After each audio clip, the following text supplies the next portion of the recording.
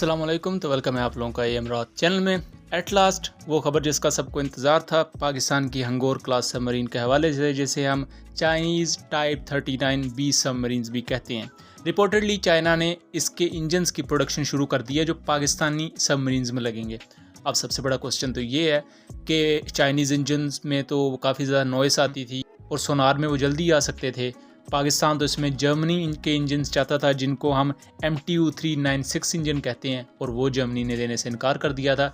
Same वैसे engine Thailand भी चाहता था। थाईलैंड को तो टोटली इनकार कर दिया था, क्योंकि थाईलैंड को इनकार हो गया तो फिर पाकिस्तान भी नहीं मांग सकता था। अब हुआ ये है कि पाकिस्तान ने एग्री कर लिया है कि वो चाइनीज़ इंजन के साथ ही सबमरीन लेगा।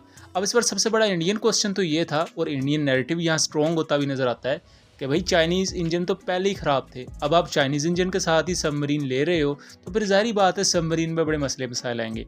इन तमाम चीज़ों पर आज बात करते हैं, लेकिन वीडियो में आगे बढ़ने से पहले अगर आप पहली दफ़ा चैनल पर आए हो तो सब्सक्राइब करो यार, इसके पैसे नहीं लगते, और वीडियो पसंद आए तो इसे शेयर ज़रूर कीजिएगा।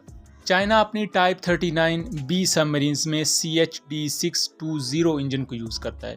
इस इंजन में सबसे बड़ा मसला पहले क्या आता था कि एक तो चाइना वर्ल्ड वॉर 2 के इरा की पुरानी लीड एसिड बैटरीज़ को यूज़ करता था। सबमरीन में बैटरीज़ और इंजन आपस में एक कोऑर्डिनेशन में या मिलकर काम करते हैं, फिर ही आपको सबमरीन की कारकर्दगी देखने को मिलती है। होते ये दो अलग यूनिट्स हैं, लेकिन ये दोनों एक दूसरे से कनेक्टेड होते हैं, एक के बगैर दूसरा काम नहीं कर सकता। जैसे इंसान के जिस्म में दिल और दिमाग ये अलग होते हैं, बट इनका आपस में इंटरकनेक्शन इतना है कि अगर इसमें से एक भी चीज़ को नुकसान हुआ तो बंदा फारग। सेम यही चीज़ है। तो चाइना ने इसकी प्रोडक्शन शुरू कर दी है, मतलब अपने CHD 620 इंजन की। अब सोचने वाली बात यह है कि सबसे पहले जो इंजन्स थे ना, इनमें मसला ये आ रहा था कि बहुत ज़्यादा नॉइज़ क्रिएट करते थे, यानी कि पानी के नीचे अगर आपका इक्विपमेंट आवाज़ पैदा कर रहा है या नॉइज़ पैदा कर रहा है तो दुश्मन का सोनार सिस्टम उसको डिटेक्ट कर लेगा। अगर सरफेस पर बात करें या हवा में बात करें तो जैसे रेडार काम करते हैं डिटेक्शन के लिए, same as underwater sonar system काम करते हैं। सोनार सिस्टम साउंड वेव्स को या आवाज़ की लहरों को देखकर पता लगाते हैं कि दुश्मन का इक्विपमेंट या कोई भी अगर इक्विपमेंट या ऑब्जेक्ट मौजूद है पानी में तो वो कहाँ मौजूद है, उसकी क्या लोकेशन है, और उसी के थ्रू ही फिर उसे टारगेट किया जाता है या जो भी उसका ट्रीटमेंट करना है। लेकिन ये जो CHD 620 इंजन अब बनाए जा रहे हैं चाइना के थ्रू, इसमें नॉइज़ डैम्पनिंग फीचर्स को ऐड किया गया है, मतलब ये अपग्रेडेड इंजन्स हैं, और ये चाइना अब अपनी सबमरीन्स में भी यूज़ करेगा और पाकिस्तानी सबमरीन्स के लिए भी ये इंजन लेकर आएंगे।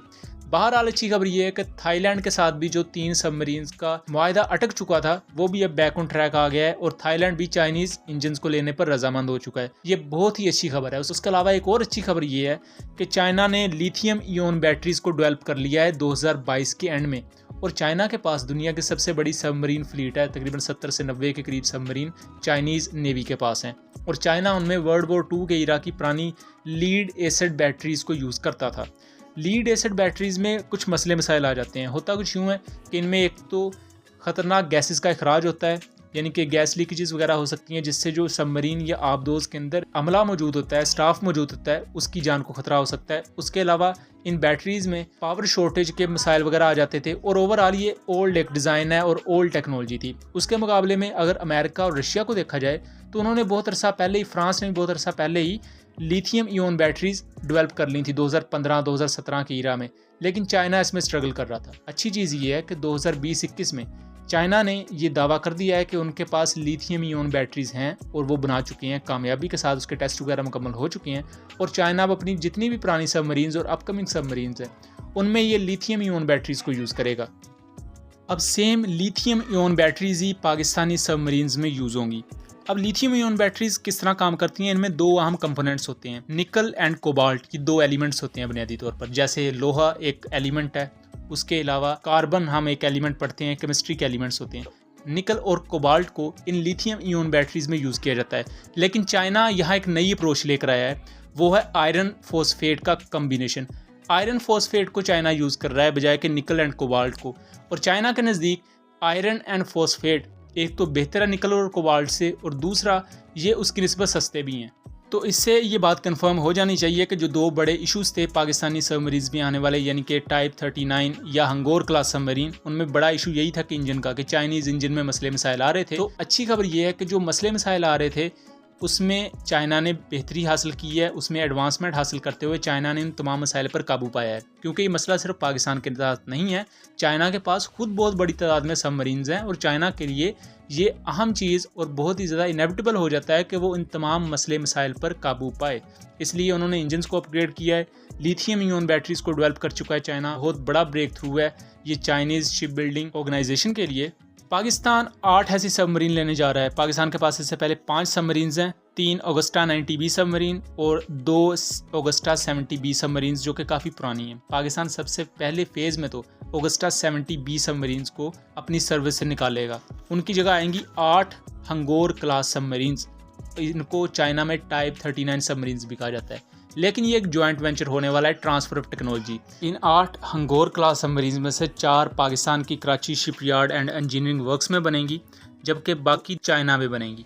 सो ओवरऑल एक बहुत अच्छा प्रोजेक्ट होने वाला है और उसके बारे में बहुत सी मालूमात अभी नहीं है पब्लिक में, और कुछ मालूमात जो पता भी हैं वो मैं अभी नहीं बताऊँगा, बट हिंट कर देता हूँ कि 2028 तक ये 8 की 8 सबमरीन्स पाकिस्तान नेवी का हिस्सा होंगी।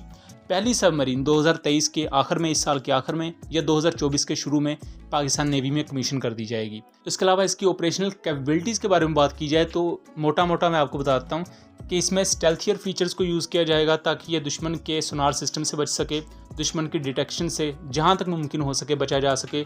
ये बाबर क्रूज़ मिसाइल्स को यूज़ करेंगी। हमारी अपग्रेडेड जो बाकी सबमरीन्स है वो भी बाबर क्रूज़ मिसाइल को यूज़ करती हैं, जो कि न्यूक्लियर वॉरहेड लेकर जाने के कैपेबल हैं, और उसके अलावा कन्वेंशनल वॉरहेड को, क्लस्टर वॉरहेड को और मुख्तलिफ तरह के बारूदी मवाद लेकर जा सकते हैं। 450 किलोमीटर की रेंज रखते हैं, लेकिन मुस्तकबिल में इसके और ज़्यादा एक्सटेंडेड रेंज वाले वर्जन्स पर भी काम जारी है। इसमें 6 ट्यूब्स को यूज़ किया जाएगा, जिनमें 533 mm के टॉर्पीडोज़ को या उसके अलावा बाबर क्रूज़ मिसाइल को फायर किया जा सकेगा। वैसे मैक्सिमम जो ये मिसाइल्स या टॉर्पीडोज़ कैरी कर सकते हैं उनकी तादाद इससे ज़्यादा है। बहरहाल इसमें ट्यूब्स 4 होंगी और इन ट्यूब्स को इलोंगेट किया गया है, इनकी लंबाई ज़्यादा की गई है ताकि ये बाबर क्रूज़ मिसाइल को फायर कर सकें। अगर आप पुरानी चाइनीज़ टाइप 39 सबमरीन्स को देखें तो उनकी ट्यूब का जो साइज़ है वो निस्बतन छोटा है, ये मैंने एक रिपोर्ट में पढ़ा था। बहरहाल इसके मज़ीद काफ़ी ज़्यादा फ़ीचर हैं जिन पर अभी मैं बात नहीं करूंगा, क्योंकि बेसिकली ये वीडियो हमने इसके इंजन और इसके लिथियम इयन बैटरीज़ को लेकर जो काफ़ी प्रोपेगेंडा था और मिस इन्फॉर्मेशन थी उसको काउंटर करने के लिए बनाई है। सो उम्मीद करता हूँ चीज़ें क्लियर रही होंगी। मिलेंगे अगली वीडियो में, तब तक के लिए अल्लाह हाफिज़।